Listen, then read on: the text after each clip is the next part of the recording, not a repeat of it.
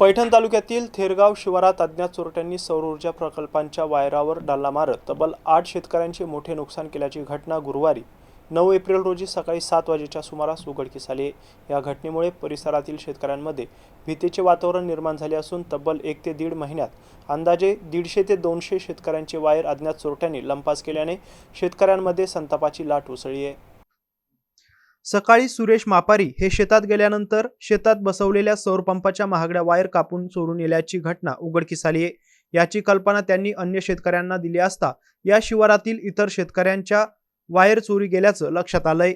या घटनेची माहिती पाचोड पोलिसांना कळताच पाचोड पोलीस स्टेशनचे सहाय्यक पोलीस निरीक्षक सचिन पंडित यांच्यासह सहाय्यक फौजदार गोविंद राऊत, विष्णू सानप, पोलीस पाटील विश्वनाथ मगरे यांनी घटनास्थळी पाहणी करून अज्ञात चोरट्यांचा शोध सुरू केलाय.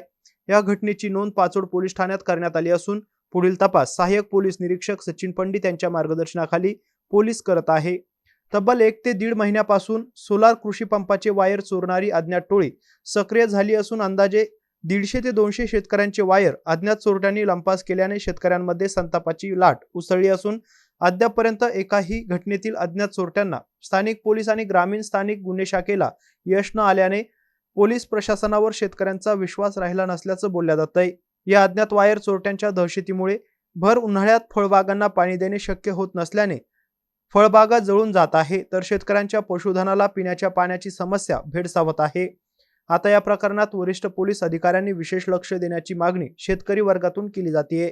सिद्धार्थ मगर, एमसी न्यूज पाचोड, छत्रपती संभाजीनगर.